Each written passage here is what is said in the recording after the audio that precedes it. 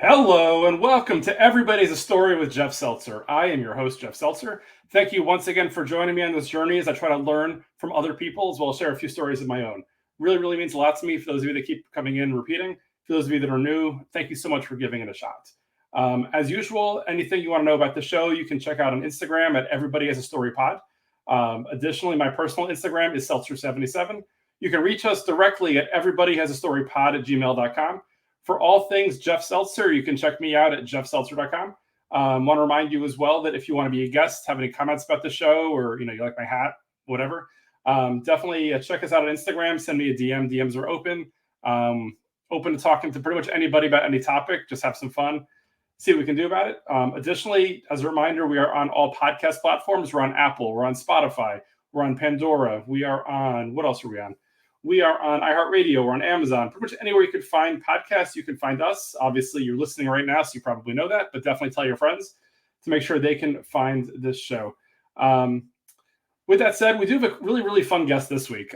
Taking a step back, as most of you probably know at this point, I'm a huge wrestling fan. Had a couple of shows already about wrestling back in July. We did a show with my buddies Daniel and Steve talking about a week in Philly for WrestleMania.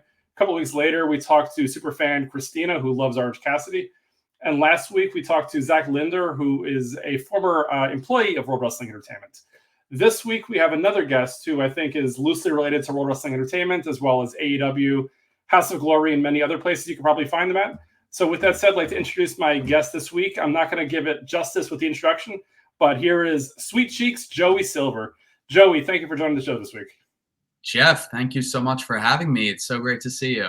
You as well. I appreciate you coming on. Can you give us a little 30 seconds about yourself before we kind of get into some of your cool moments, stories, and what you've done? Oh, yeah, absolutely. Well, by day, I'm a customer success manager for a graphic design company. And by night, I am Joey Sweet Cheeks Silver. Love it. The king of candy, the champion of chocolate, the sultan of sweets. And I'm here to make your day a little sweeter. Awesome. Well said, Joey. Definitely better than I could have done it myself. So thank you for that. So real quick, before getting into your wrestling background and kind of all that kind of stuff, for those of you that don't know, I work for a consumer healthcare company. And about a year and a half ago, I met Joey's then fiance, actually maybe then girlfriend, eventual fiance and now wife. This is where I told a story a few months ago that for me, I try to be my authentic self wherever I go, specifically at work. And while a lot of people try to be more closeted wrestling fans, pretty much everybody that I work with knows that I'm a wrestling fan, right? They know that I go away for a week for WrestleMania, do all sorts of cool stuff, which in this situation, I think paid off pretty well. Joey's wife, or current wife, now wife, Jill, was working with me, and I was actually transitioning my old role to her, so she was taking it over. And after about 2 weeks of us transitioning the role over, she sends me a message. She goes, "Jeff, you like wrestling, right?" I go, "Yeah." She goes, my boyfriend's a wrestler." I'm like, "Wait a second. Now you're telling me this now after weeks and weeks?" She's like, "Yeah, his name's Joey Silver. He goes by Sweet Cheeks. Have you heard of him before?" So immediately I'm like, "Absolutely, I've heard of him before." I open up the Google machine, take a quick look, and I'm like, "Oh, that's Joey Silver. That's really cool." And whatever else like that. So immediately YouTubed and checked out all his some of his matches, learned as much as I could about Joey. And the rest is history. Over the next year and a half, learned more about him. I actually got to meet Joey. Went to a couple of his shows and stuff like that. So for me, it's been really cool, right? Because it's not every day that you work with someone whose significant other is a professional wrestler. With that said, Joey, do you have a lot of situations in life where people meet you when they're like, "Oh, Joey's a cool guy, whatever else like that," and then they're like, "Oh, but Joey has a hobby." And then as soon as they find out that you're a wrestler, like their mood changes, their face changes. They're kind of like that fake stuff on TV. You're kind of like, what's the general reaction you usually get? Yeah, Jeff, almost everyone I meet has that reaction. So I'm definitely not a stranger to it. But yeah, I even think of like my parents' friends, for example. Like when they first meet me, they're like, "Oh, nice guy, nice boy." And then they find out I'm a wrestler. And they're like, "Oh my God." And their whole demeanor changes. Like they've never met a wrestler before. Or even, if I'm like out or meeting any new people, meeting new friends, talking to colleagues, it's always like my fun fact, like that I am a wrestler. And yeah. I love that. It's almost like you got a built-in two truths and a lie when somebody has a game like, oh yeah, Joey's done this, Joey's done that, and Joey's a professional wrestler. Like, oh, that's obviously the lie. Oh And yeah, you're like, nope, that's me. I'm a wrestler. This is what I've done. This is who I've wrestled. All that kind of stuff, right? yeah, for sure. A lot of Very, cool experiences. very cool. So taking a step back, then obviously, you've been wrestling for a number of years. Wanted to kind of learn a little bit more about how you got interested in wrestling. I know you and I have talked offline a little bit about like your earliest memories and such, but you are what, about a decade and a half younger than I am. So I would imagine your earliest wrestling memories are probably a little different than mine, right? Mine are early WrestleManias versus you're probably a little later into WrestleManias. So if you could think back to when you first got into wrestling, the first time you saw wrestling on TV or whatever it was, like what sucked you in and like what interested you? Oh yeah. So I recently found my first ticket Oh to my wow, first wrestling show at Nassau Coliseum nice. in April 1996. This means I was 4. I think I was 4 years. Um, Obviously, I wasn't begging to go to a wrestling show. I think my parents had gotten a ticket, and I just remember the lights going down, the bell, gong, and I was hooked. I mean, the electricity in the room, you could feel it. Obviously, that was for the Undertaker's entrance, Of course. and in 1996, that was, or maybe it was 97. I forget, but yeah, that was, it sent chills up my spine, and I was just a huge fan ever since then. I just remember I, started buying the merch, or my parents bought it for me, but Of course. um, and I was glued to the TV every Monday Night Raw, every Thursday night SmackDown, and I was just always a fan. For as long as I could remember, I was collecting action figures, any wrestling memorabilia. I had so much stuff. I was so lucky in that sense, and got to go to so many different shows at Nassau Coliseum, at Madison Square Garden, and was in the room for a lot of like epic moments, as you were as well, Jeff. I think we might have been to maybe a couple shows at the same time, so I'm sure there was some overlap. But yeah, I was always a fan, and it was just always the only thing I wanted to do. Like everything in my life, I had every decision I made and every activity I did was like to become a wrestler.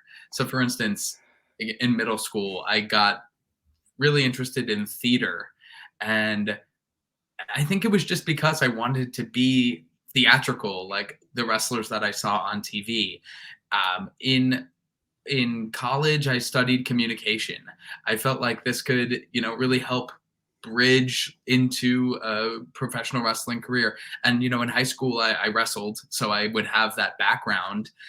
Just everything that I did was just really to get to a place where I could be a pro wrestler. That's awesome. That's really, really great. I mean, you and I are about the same size, but you're probably a little more athletically gifted than I am. So for me, it was one of those things where like I always had the fantasy of, hey, it'd be great if I could be a wrestler. But for me, I mean, it just never was never in the cards for me. It was never going to happen. So for you, it sounds like though, I mean, obviously being that you are today, it was probably less of a fantasy and more of a reality that you're kind of like, yep, one day this is actually going to happen.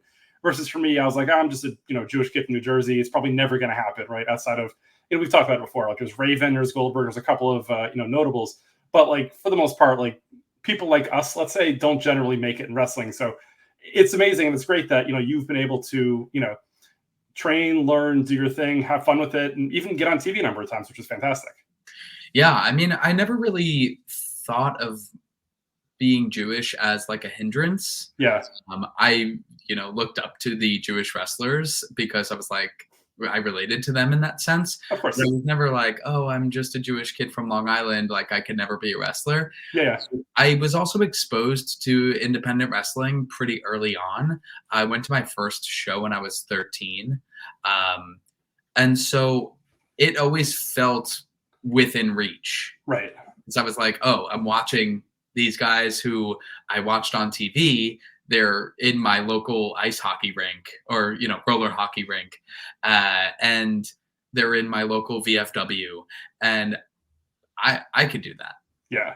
And what I'll say is too, and we'll get into it a little bit later in the conversation as well, was the last wrestling show that I went to that I saw you at when you wrestled Danhausen, which we'll talk about a little bit later. Your mom was at that show, and I couldn't have been any happier watching another person watch a wrestling match. Like watching the big smile on your mom's face and the cheering and the excitement. Like, at this point in her life, at this point in your life, just that kind of joy. Like I can only imagine when you were younger, she just how supportive she was in terms of trying to make you happy, take you to places that you want to go to. It was just a joy to watch. Like it really, really just made me happy, I guess you can say, Oh yeah, I mean, she's my biggest supporter.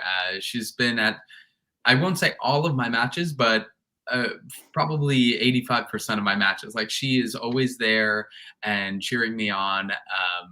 She's Mama Sweets. Yes. She's right there in my corner. She's been involved in a storyline, and we can get into that too. Nice. We can put her up there with what Jay Lethal's mom, MJF's mom, and Joey Silver's mom are the top 3 moms in wrestling, right? That's it. Maybe throw Trent Beretta's mom in there too. That's right. Sue, right? Is that her name? Yeah. Sue Beretta. Awesome. So with that said, again, as you said, you've been a big wrestling fan, longtime wrestling fan. You went to college in Delaware. Is that correct? Yeah, that's right. I also, while I was there, I was wrestling as well. I found a local independent promotion there, Right Coast Pro, and I wrestled for them for a couple of years, even after graduating. Was it challenging going to college as well as, I guess, going to wrestling school at the same time? Like, was it kind of like you had to prioritize one, but then you did, wrestling school when you had free time? Like, how did that work out? Yeah, I mean, I always thought it was just so cool. Like I was living my dream, so I didn't really care what anyone else was thinking. I know some people could probably come on here and say, "Oh, while all my friends were out drinking and going to the bars, like I was training." But it wasn't like that for me because I didn't view it as like, oh, I have to train. Like I was excited to do it, and I was excited to spend my Saturdays, at the Right Coast Pro Training Center, and I was excited to spend my Friday or Saturday nights in front of the hundreds of fans and doing my thing. And I even had some of my friends from Delaware, like from school, they would come and watch. So that was always really exciting for me. That's really cool. Was there anybody notable that either trained you or was part of your training class, or kind of like those groups of people that came through at that time? Yeah, for sure. I'll make mention of 2 people. Okay. Well, maybe 3. So Jim Kettner, he is the founder of the ECWA, The Super 8, right? the Super 8. Yeah. Yes. So he kind of jumped over. There was some Delaware wrestling drama, I guess. He kind of jumped over to Right Coast Pro, and he was helping them build out, their roster and build out their shows. And he was a huge mentor for me. So Awesome. I know that he's played a huge role in the Delaware scene. You'll hear Christian Cage talk about his influence. And a number of other people who have participated in the Super 8, from Amazing Red, I don't know, there's a ton, Tommaso Ciampa, Okay. a ton of guys have participated in that legendary tournament. And so to have Jim Kettner as a mentor was always really special. And another guy who I trained with, named Colton Quest, him and I had some great rivalry and some great tag team matches. He unfortunately passed away a while back, but one of my peers who I really admired. And another guy who was pretty big over there was Matt Stryker. Yep. Wait, which one though? The unibrow or the teacher? The teacher. The teacher. Yeah. Okay. And so he was just someone I had always looked up to, and I had done a seminar with him once. So yeah, it was pretty cool to kind of share a locker room with him. And that was pretty early in my wrestling career. So I would feel like I was just starstruck by everyone. I was like, oh my God, there's like local indie guy. So just a clarification for those listening. So the reason why I asked the question was because weirdly, there were 2 wrestlers both named Matt Stryker. One of them was in Ring of Honor in the early 2000s, known for his unibrow or having one eyebrow. The other one, there's an infamous story about how he was a school teacher who wrestled on the weekends and supposedly or allegedly called out of teaching sick so we can do either an indie show or a WWE tryout or something like that. They found out, I think he got let go, and he eventually got a job with WWE off of that or something. He was there for a number of years, so that's the main reason for my question, because it's a weird question to say which one. There were truly two Matt Strikers, same name, just different looks, different styles. Yeah, I didn't know about the unibrow guy. That's the question, I guess. That's funny. So with that said, you had mentioned Amazing Red was one of the people who had come through ECWA. Let's fast forward a little bit through your career. And for those of you that aren't aware, Joey wrestles a decent amount for a company called House of Glory Wrestling, which wrestles out in Queens, New York. They have shows probably about once a month or so. They've kind of gone cross country. They had a show in the New England area over the summer, I believe it was. They went to Vegas, they went to Chicago. And Amazing Red, I believe, is the owner or one of the trainers, or he has something to do with House of Glory Wrestling, correct? Yeah, that's right. He's the head trainer, part owner. Yep. So, fast forwarding to like now or a bunch of years ago when you got to House of Glory, like, did the Amazing Red connection from ECWA help you get in there? Or was it just purely coincidence, the fact that you live up here and you just kind of got an opportunity? Yeah, purely coincidence. I just knew that he had participated in the Super 8. Gotcha. But yeah, it was in 2018 I actually started training at House of Glory, and it was tough, honestly. It was a kind of tough to get into because I guess I had stopped wrestling for a little bit, took a little break, and just to kind of focus on work and my professional life. But I decided, in 2018, things were just kind of like dark. I felt like I was missing a part of myself. And so in 2018, I decided to go back to wrestling, but not where I had originally trained on Long Island at NYWC. I decided to check out a couple different schools. So I actually went to Johnny Rod's school to check it out. And it felt a little, I don't know, scammy. Can I say that? But you can. I've heard stories. You can say that. Yeah. So I was like, maybe this isn't for me. And then I found, House of Glory. I had gone to a couple of House of Glory shows previously and was really impressed with the shows. And I remember the first day, it was just me and Brian XL, who's the other owner. And I kind of had to prove myself because I couldn't really go to class on the beginner class days. I had another commitment. So I could only go on the advanced class. And I also had experience, plenty of experience. I was already trained. Right. I had a bunch of matches under my belt at that point. So I was like, I could be in the advanced class. And so I just remember I would stand in the ring and Brian XL, he was like, all right, you want to be in the advanced class? Like, you got to show me what you got. So he goes, bump. So I take a bump, standard back bump, and I get up. He goes, all right, okay, one more. I take another one. I get up, one more. I see where this is going. I must have taken about 150 bumps. Oh, no. With him just saying one more after each one. So Right. it really effed with me because I was like, all right, just one more. That's it. And I'm like, after 100 bumps, I'm like, okay, I don't think it's one more. No. So yeah, that was definitely an experience. That's crazy. So again, you mentioned Amazing Red and Brian XL are the co-owners of House of Glory. For me, so back in like 2003, 2004, early Ring of Honor days, this is before AEW owned them and such. I used to go to shows all the time in either the Philly area or in Elizabeth, New Jersey and such like that. And Brian XL, I think, was early days, but Amazing Red was key for a while. He was tag champions with AJ Styles, who a lot of people know of him from, Raw and SmackDown nowadays. Like, I remember seeing him years ago, then on TNA Wrestling for a number of years. So for me, I guess not too long ago, when I found out that he was still part of wrestling, I saw him in GCW and then in House of Glory. I was like, wow, it's been 20 years and he can still go. Like, it's just crazy to see, he obviously is co-owner, but at the same time, like, he wrestles from time to time and he's still very impressive. Yeah, I was just in the ring with him at the last House of Glory show about a week ago. And yeah, we were in the 6-way match together.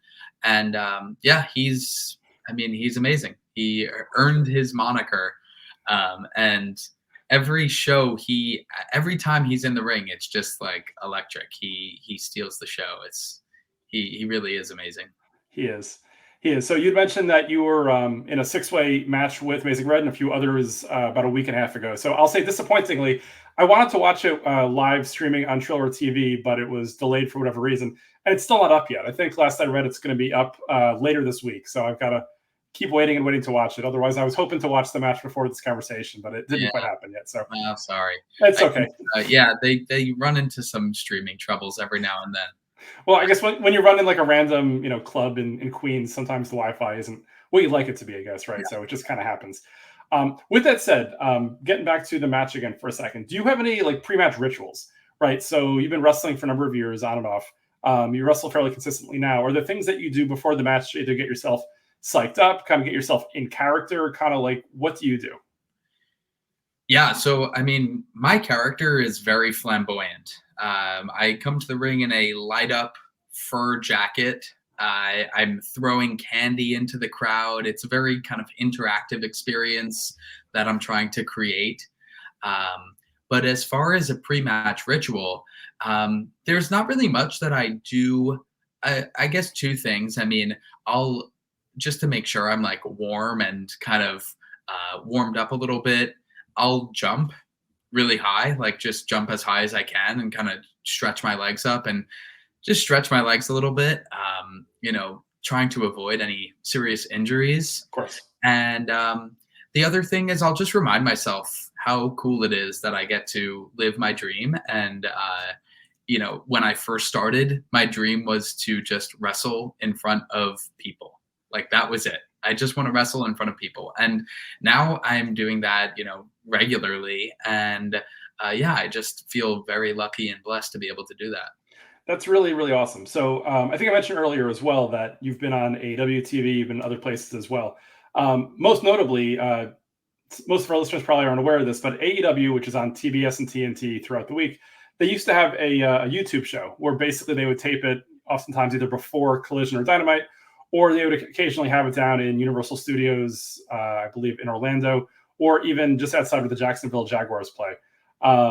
You had 4 or 5 AEW matches, is that correct, on Elevation and Elevation Dark? Yeah, that's right. So before getting into what those matches were, can you kind of walk us through like how that happened? Like how did you get connected and how did you get kind of, I guess, invited to go down there? Yeah, for sure. So I actually made the decision to move down to Georgia for 3 months and train at the Nightmare Factory, which is run by Cody Rhodes, the current WWE champion, and QT Marshall, who was one of the head kind of creative people at AEW at the time. And at the time, Cody Rhodes was also, hugely influential in the AEW world. So I moved to Georgia, pack up my things, move down there. I'm kind of living in this shady Airbnb, and I'm just training with like some of the best wrestlers in the world under Cody Rhodes and QT Marshall. And I guess, I just made an impression there. I did my best every day. We were training 4 or 5 days a week.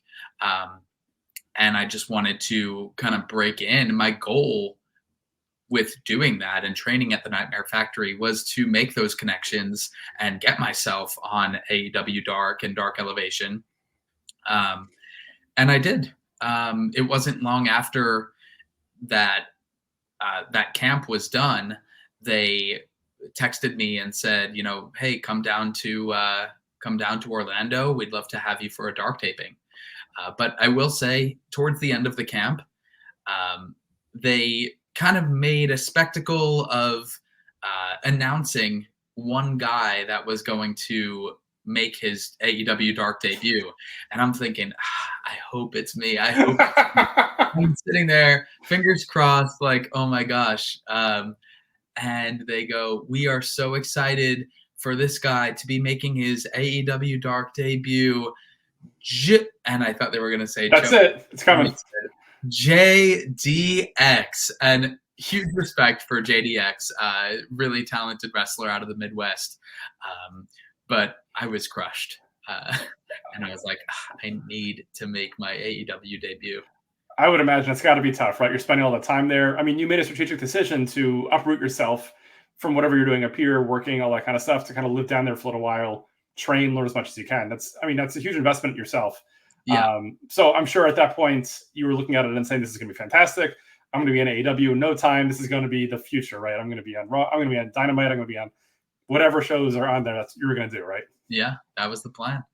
Notably, did you train with any of like the currents that I guess supposedly trained there, like Julia Hart, or there's a bunch of I guess that are on TV now that trained with Cody Rhodes? Like, were they there when you were there, or was it a lot of people who have I guess come and gone since? Yeah, Julia Hart was there when I was training. Captain Sean Dean, he was there. Trying to think of a couple other notable names.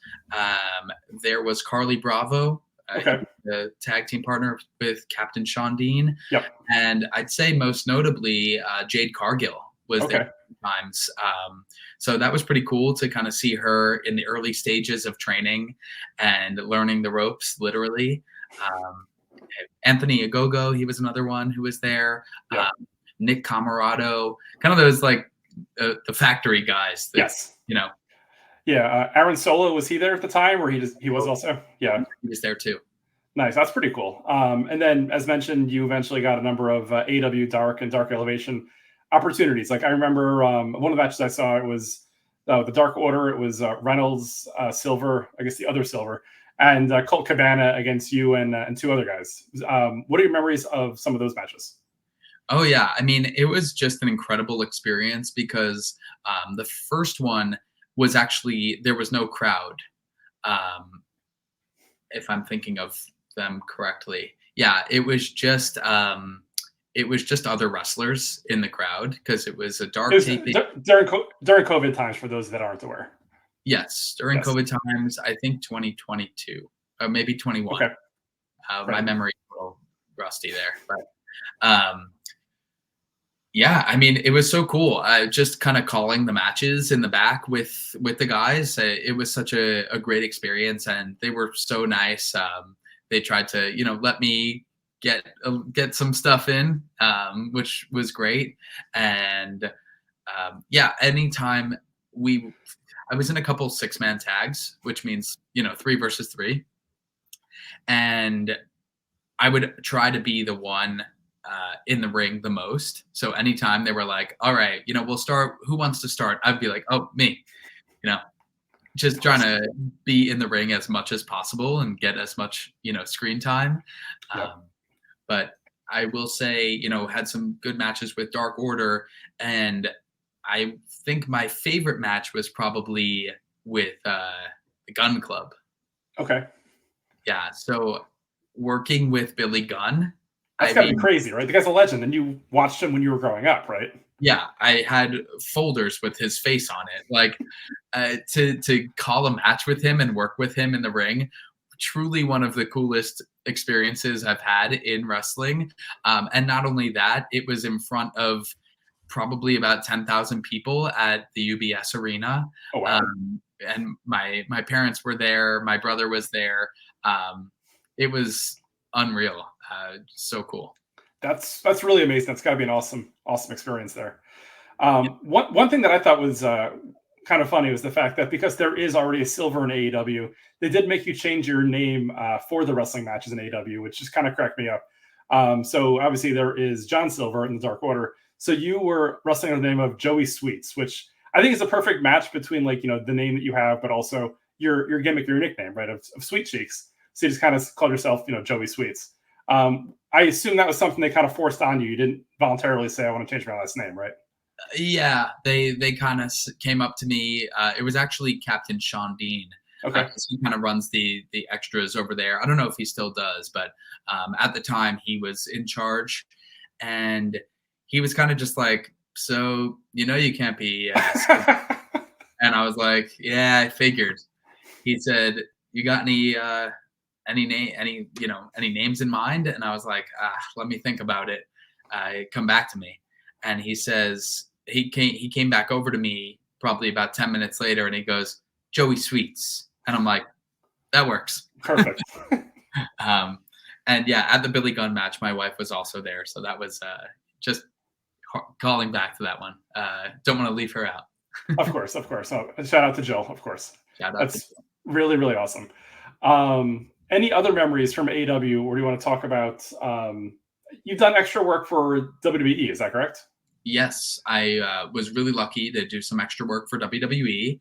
Um, got to share the screen with Rey Mysterio Nice. and with Bobby Lashley. So yeah, really cool stuff. I mean, for the Rey Mysterio spot, it was kind of just like he was resting up from an injury that he had sustained earlier from the night, and I was an EMT. I was medical assistance, kind of just looking through my medical bag, trying to find something to help him with his injury. So that was hilarious. And then he got attacked, and I was kind of just like standing over him. And with Bobby Lashley, this was at Barclays Center, and the Rey Mysterio one was at Madison Square Garden, which was Wow, that's awesome cool in itself, just Yeah. to be there, and then to be paid to be there was something. But at Barclays, I got to do a little kind of similar thing with Bobby Lashley, where I was medical staff. Only this time, I got to run down the ramp, on Monday Night Raw, and go tend to Bobby Lashley's hurt shoulder. And so, yeah, there's video footage out there of me trying to ease him. Well, I mean, obviously, you've been typecast as what, a doctor or medical specialist now. So this is what you do, right? I mean, if the sweets gimmick doesn't work, it could be Dr. Joey Silver. I'm sure that would probably pass, right? Yeah, trust me. I play a doctor on TV. You and Doogie Howser, right? Yeah, exactly. Absolutely, absolutely. So you've been doing this for a number of years now. Do you have any wrestling goals that are in your future still that you'd love to kind of jump at? Like, if someone said to you, Joey, what's next for you, or what do you want to do, or what would be kind of like the pinnacle for you? Like, what would it be? Yeah, I mean, I obviously have had some really incredible experiences and got to be an extra for WWE and got to have some dark matches with AEW. I would love to have a dark match with WWE. I think to kind of wrestle in a WWE ring would be such a dream, whether that's on screen, off screen, and whatever it is, that would be such a huge dream for me. But yeah, I mean, my goals in wrestling, I feel like have kind of changed over the past year or so as I've entered, engaged life, married life, and thinking about what my personal future holds. Sure. I'm not so much gunning for that WWE or AEW. Like, I'm not gunning for that contract so much anymore. In the same way that I probably was, 4 or 5 years ago. Got it. So to that point, then I guess. So last week on the show, I had Zach Linder, who used to work in digital as a writer for that. Would you ever consider, I mean, with all the experience you have in different places, and obviously working, where you work in your shoot job and such like that, trying to apply for either AW or WWE in like more of an office type of a role, or is that not something you'd really ever really want to go down? Yeah, I mean, that's definitely something I would love to pursue at some point. I feel like that would be my professional dream, like combining my passion for wrestling and, making a career in a more, I guess, office setting, you could say. Right.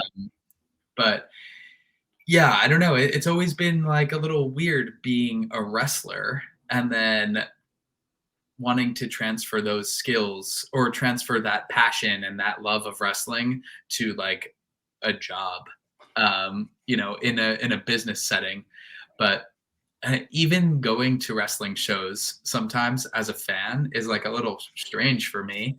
I honestly haven't been to a wrestling show as a fan in so long that I actually, one of my close friends, he was like, a couple weeks ago, AEW was at Arthur Ashe Stadium, and he was like, "Hey, you want to go?" And I was like, I don't know. being a wrestler, especially in the New York City area, like there's gonna be fans there, and I don't want to go and be like a fan in the crowd, like especially having worked for them Right. previously. Um, but I said, you know what, screw it. I want to hang out with my friend. We went, had a couple beers, enjoyed the night, and that was it. Tried to shield myself from the fans. Were you selling Polaroids and autographed 8x10s in the lobby before the show there, just in case? Oh yeah, yeah, $10. Of course. That's awesome. So I also wanted to add to, for those of you that are watching, I want to show you this. For anybody who's just listening, I'll talk through it. So a couple months ago, I randomly got a package in the mail, which doesn't really happen too often. Usually, I mean, I order a lot of stuff, but I'm pretty on top of what I order, what I get in. I open it up, and for those of you that are watching or can see this, I received a book in the mail, Way of the Blade. So I look at it, I'm like, that's a really, really cool book. It's really interesting. Like, this is before the podcast, so I don't think I was necessarily on anyone's like PR list or whatever. I was like, that's really awesome. Where did it come from? I open it up, and there's a nice note from Joey inside, which I thought was really, really sweet. Like, for me, I didn't expect this book or anything, whatever. So again, I was really appreciative of the book. And Joey, as I've said before, thank you so much for the book. But Joey definitely gets me. The book is called Way of the Blade, 100 of the greatest bloody matches in wrestling history. Joey knows a bit of my wrestling fandom and history, and that I used to go to ECW or Extreme Championship Wrestling shows years ago in the 90s. I've gone to CZW, which is pretty over the top. More recently, I go to GCW. And like, I'm not usually a book guy, but like, this is a book that I read front to back. Like, for me, about a week or two, I flew through it. It was very easy reading. Love the book. It's amazing. But being the dork that I am, I'm reading through it and thinking to myself, okay, how many of these matches have I gone to? Right? Because there's a lot of matches in the book from like the 70s, 80s, 90s, all sorts of different wrestling, even like small indie shows like the Midwest, whatever. How many have I gone to? I was actually at a couple of them. There's one or two ECW wrestling shows in there. There was a Stairway to Hell match between Sandman and Sabu. I think it was January of 98, the ECW arena. I was there.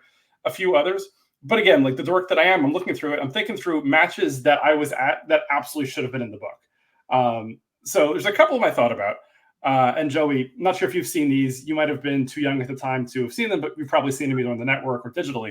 One of them was in August of 1997, a match that was referred to as Born to be Wired. It was Terry Funk against Sabu in a barbed wire match. Mm-hmm. So for those of you that aren't aware, a barbed wire match is where basically there's a wrestling ring, but they take all the ropes down and they surround the entire ring by barbed wire. So they did that. Terry Funk, who's unfortunately no longer with us, is just known as like a wild, crazy guy. And Sabu is known as an even wilder and crazier guy. By the end of the match, these two guys were legitimately just like wrapped in barbed wire, and they actually had to use like scissors or like wire cutters to like separate the two, covered in blood.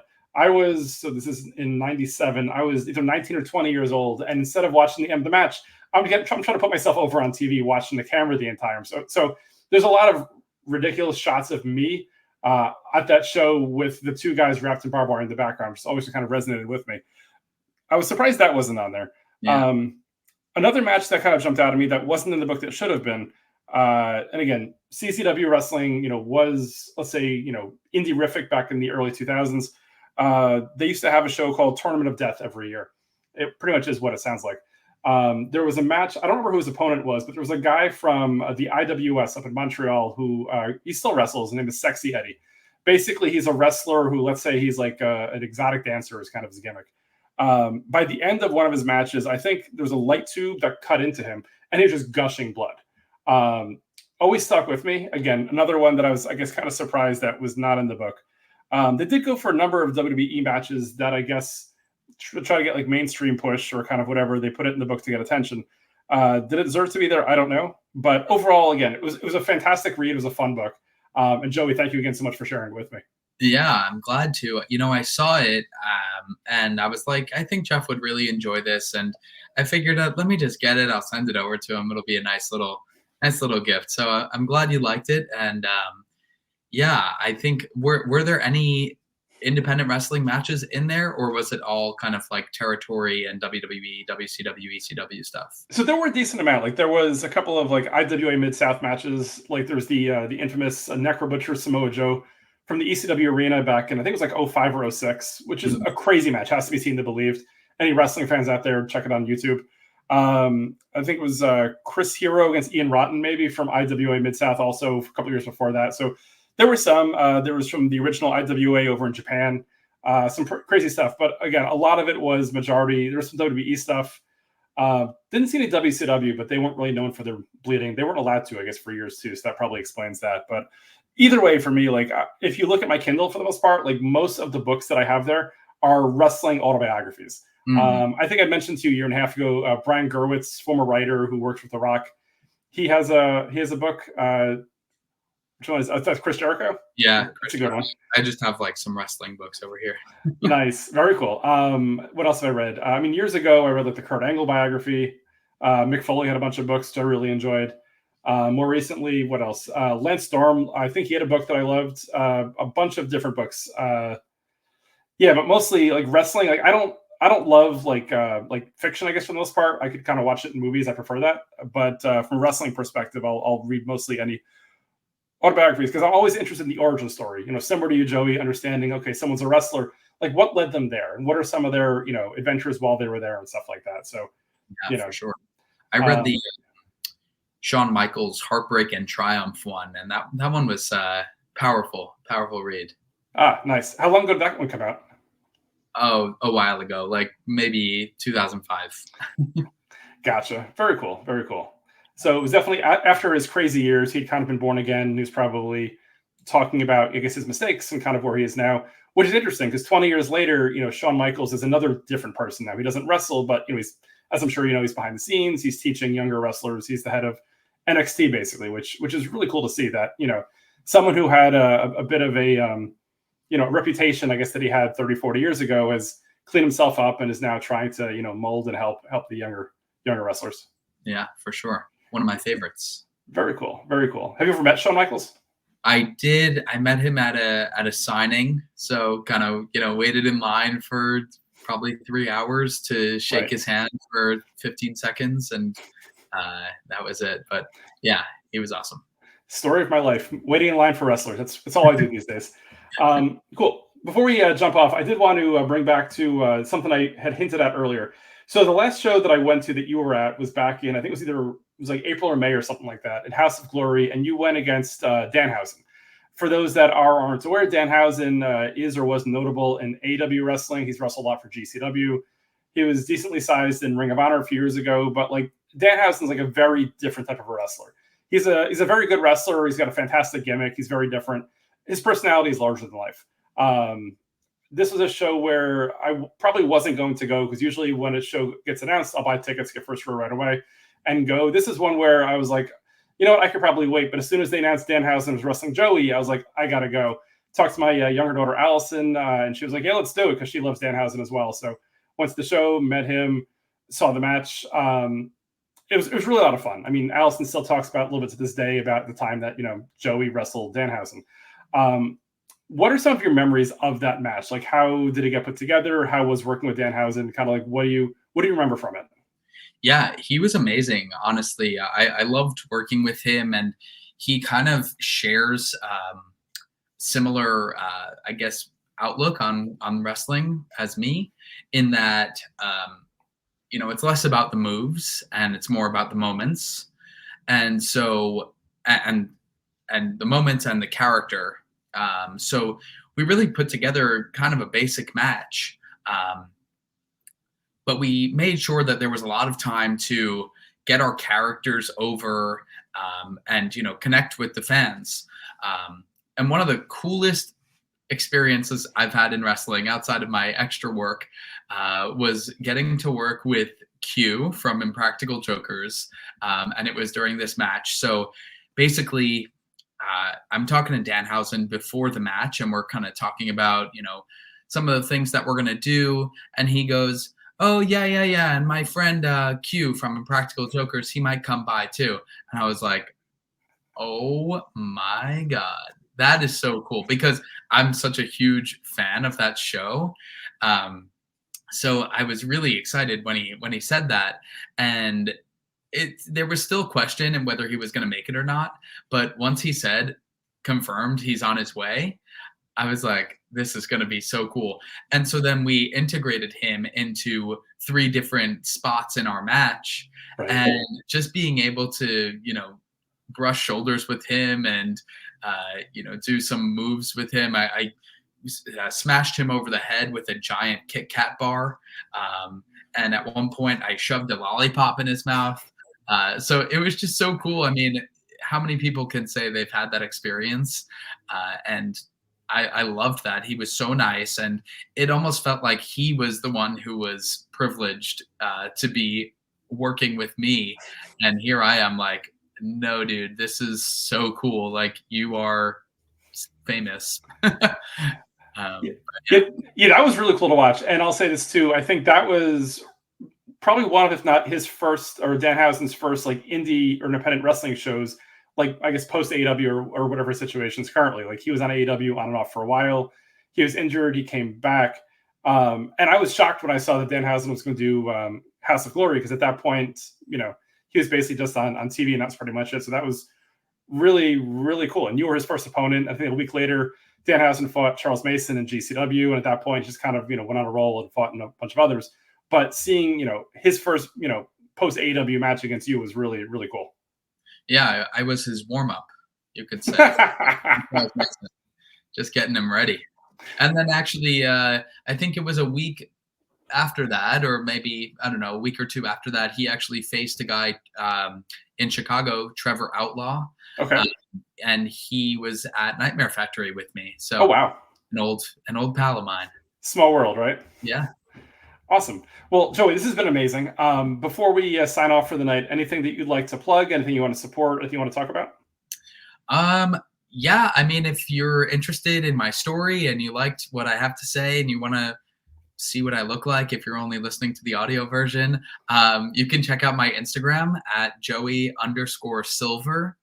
And that'll be the best place to reach me, to follow me, see what I'm up to, see what I'm doing. House of Glory has a show October 18th, which I think when this drops, it'll be a couple days later. So if you're in the New York metropolitan area, Long Island area, and you want to see some incredible wrestling, there's going to be Nick Nemeth, formerly known as Dolph Ziggler, going up against Hijo del Vikingo, which is going to be a crazy match. That's a good one. Yeah, so super excited for that. And I'll be doing something on that card. I'm not sure yet what it will be, but something exciting, giving away some candy in the spirit of Halloween. But yeah, that's all I got in terms of plugs. That's awesome. And for those of you that aren't aware of how to watch shows, obviously you can go see House of Glory in person, or you can watch it streaming on Triller TV, which is a really cool streaming service that includes a GCW wrestling. There's a bunch of other smaller independent wrestling shows. I think they have Slap Fight. There's a bunch of other random stuff there. For like $5 a month, I get all the wrestling I can eat, which is fantastic. It's the entire library.